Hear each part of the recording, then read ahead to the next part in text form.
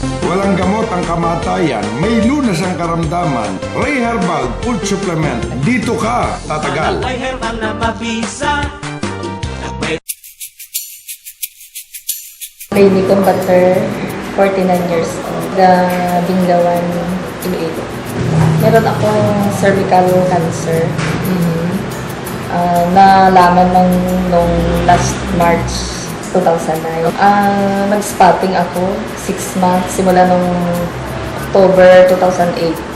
Tapos, nung March 2009, ko na lang napacheck up. Pagpunta ko sa doktor, kay Doktora Tendensya sa Calino, tinignan niya, tapos sabi niya, magpa-ultrasound. Tapos, tapos ng ultrasound ko, yun na, meron talaga akong bukol sa cervix. Tapos, sinabi ng doktor ko na magpa-biopsy. Biopsy daw ako. Tapos, nung April, binayopsy ako. Yun ang result, carcinoma. Nung magpa-ultrasound nung una, 2.5, tsaka 3.6. After ng biopsy, lumaki yung bukol. Nagpunta na ako sa oncologist na doktor. Yung in-examine uli ako, sinabi sa akin na kumalat na. Yung naramdaman ko sa katawan ko, yung parang lagi akong hinihingal. Pag lumakad ako, hinihingal ako. Tapos, yung parang lagi na lang ako inaantok. Parang gusto kong mahiga lang talaga. Nagspaspating ako, 6 months. Araw-araw yun.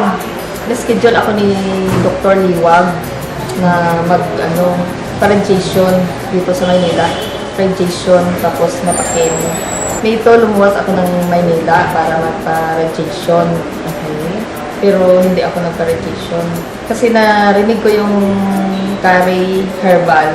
Nalaman ko doon sa kumpare ng kapatid ko na gumaling din sa Ray Herbal. Pumunta ako dito nung may 5 talaga. Pumunta ako dito tapos bumili kami. Saka minom ako.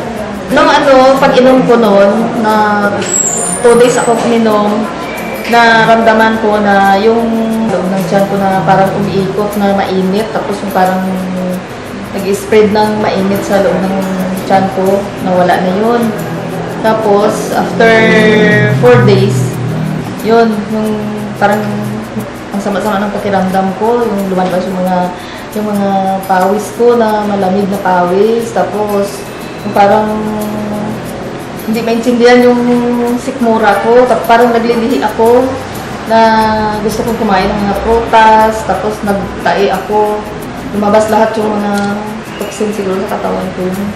Tapos after 4 days na lumabas lahat yun sa katawan ko, magaan na yung pakiramdam ko. Nagpa-check up ako ulit nung June 29. Nagpa-ultrasound ulit ako. Tapos nakita sa ultrasound yung kumalat dito sa side ng ng bukol ko. Hindi na nakita sa ultrasound. Hindi na nakita yun. Bali yung pinaka-bukol na lang. Sa pakiramdam ko, yung naidulog pa ng Ray Herbal supplement, naging normal ang BP ko. Hindi na ako gumagamit ng gamot na kabutika. Hindi na ako gumagamit yung Ray Herbal na lang. Tapos, yung sabi nila, kuminis daw yung mukha ko. Gumanda raw ako.